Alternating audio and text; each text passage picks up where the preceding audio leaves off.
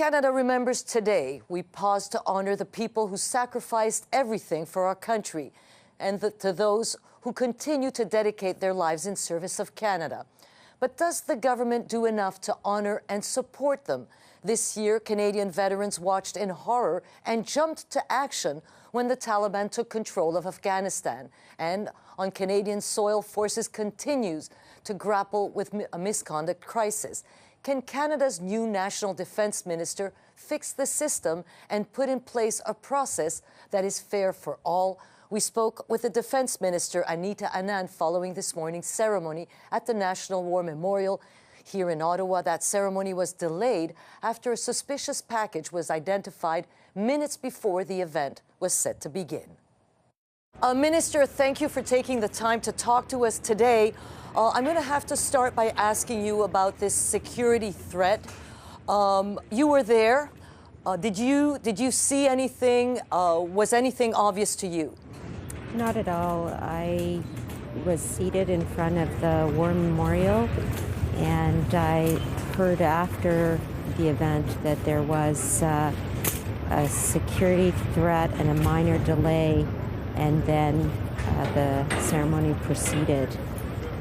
But during the ceremony, nothing came to my attention at all.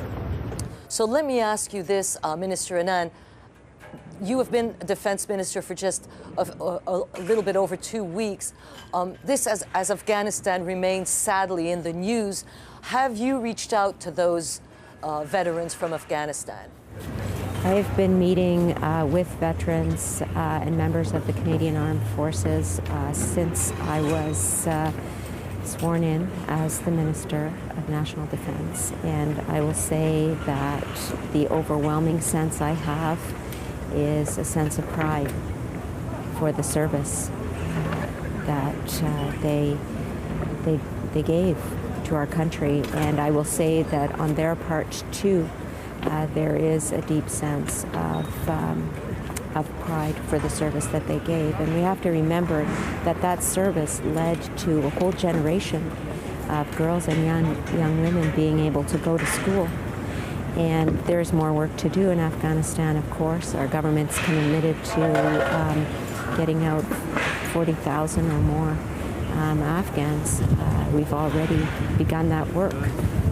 But as I can assure you, this is a day where we thank the Afghans as well as our own soldiers for the work that they've done. So, yeah, well, I want to go back then to Afghanistan, if you will, Minister. There's a group of veterans who have been asking the government to help them in their effort to get thousands of Afghan interpreters and Afghans who have helped Canadian soldiers over there to help them out of Afghanistan. And they say, these veterans, the government is very slow to help, if any help at all. Red tape, delays, impossible paperwork imposed on those people. Are you going to speed up that process to get those Afghans out of Afghanistan? So we have contributed some funding to this effort. We are committed to ensuring that 40,000 or more Afghans and others can leave the country. And I will say that as the Minister of National Defence, I am in touch with Minister Joly in terms of the foreign affairs portfolio that she is in charge of, and this is an issue that is top of mind for her and for GAC as a whole. And, you know, another difficult, file for you, Minister, military misconduct, even on a solemn day like today, we have to raise that. You have followed the recommendation to transfer these cases to a civilian court, but it was the third such recommendation since 2015 from former Supreme Court justices. Why do you think it happened as soon as you were sworn into that portfolio? Well, of course, Joyce, as soon as I came into the portfolio, I knew what needed to be done, and that was to take action. And we had the letter from Madame Arbour on the table, and I moved very quickly to build on the work of my predecessor and to indicate that we were moving ahead by accepting the recommendation in full. and that we will be transferring all cases relating to sexual assault, both past and present, to the civilian court system. Why is this important? We need to allow victims of sexual assault to have the procedural protections that civilian courts offer.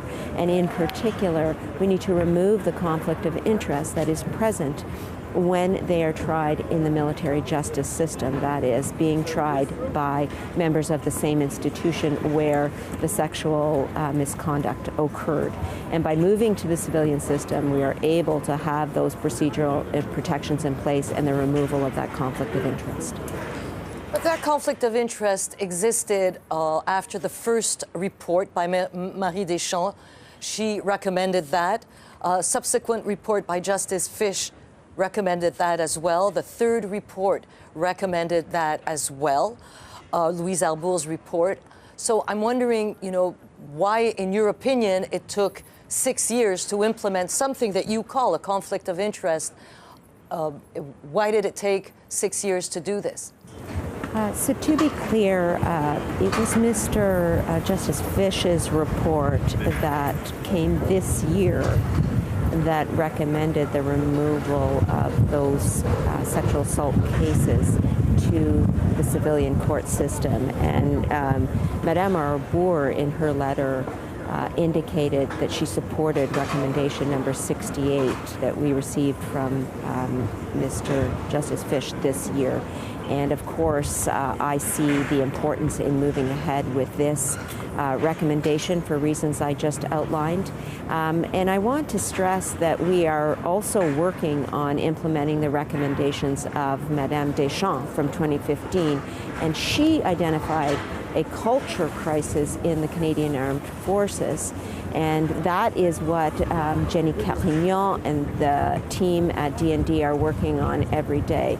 So we have a number of steps that we will take in addition to the reform of implementing recommendation number 68.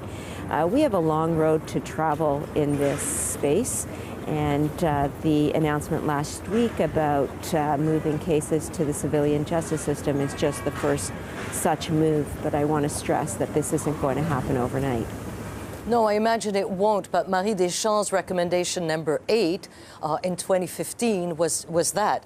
Allow victims of sexual assault to request, with the support of the Center for Accountability and Harassment, to transfer the complaint to militaries, to civilian courts. So, it is surprising that as soon as you arrive in the job, these recommendations that have been on the table for 6 years are finally implemented. So I'm wondering, what happened when you were named as opposed to when your predecessor was there for 6 years? So, of course, I'm focused on the future, Joyce. I'm focused on how quickly we can get this done. I'm focused on making sure that the announcement that I made last week relating to the civilian justice system is, as soon as possible, available to victims of sexual assault in the military. And so I'm going to work every single day with my team on how we can implement that quickly. And I know the Provost Marshal and the Director of Prosecutions is really working with federal, provincial, territorial counterparts to make sure this is implemented as soon as possible. That's what I think we should be focused on, how to get the job done as soon as possible. And that's what I hope to bring to the table with my expertise in corporate governance, as a lawyer, as a law professor, and as a person who knows about procedural fairness and process. Thank you very much, Anita Anand, Canada's Defense Minister. Thanks for taking the time. I know it's cold out there, and we appreciate it. Thank you so much, Joyce. Take care.